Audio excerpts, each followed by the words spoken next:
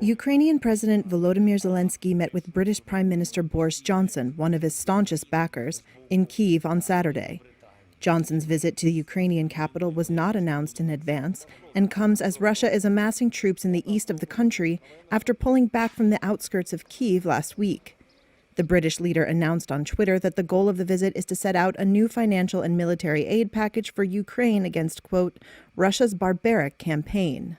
I want to begin, Volodymyr, by saluting once again the bravery of the people of Ukraine in defying the appalling aggression that we have seen.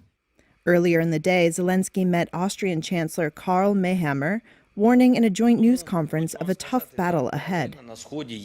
I would like to say that yes, Russian forces are being gathered in the east and south. A large amount of forces, equipment, armed people who are preparing to occupy yet another part of our territory. This will be a tough battle.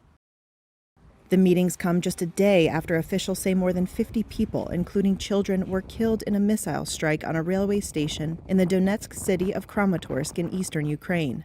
Many more were injured among the 4,000 said to be waiting to be evacuated away from the fighting. Ukraine said it was aiming to establish up to 10 evacuation corridors for civilians in the east. Russia's defense ministry denied responsibility, saying in a statement the missiles that struck the station were used only by Ukraine's military and that Russia's armed forces had no targets assigned in Kramatorsk on Friday. The civilian casualties have triggered a wave of international condemnation, in particular those in the town of Bucha, just northwest of Kyiv, that until last week was occupied by Russian forces. Officials have said that 360 civilians were killed. Rescue workers in Borodyanka, less than 40 miles northwest of Kyiv, spent Friday digging through rubble for survivors. For 36 days, people lay under the rubble and the Russians fired, not allowing people to be pulled out from under the rubble. European Commission President Ursula von der Leyen, who toured the wreckage in Bucha Friday, said on Saturday the Commission will pledge €1 billion to support Ukraine and countries receiving refugees fleeing the war.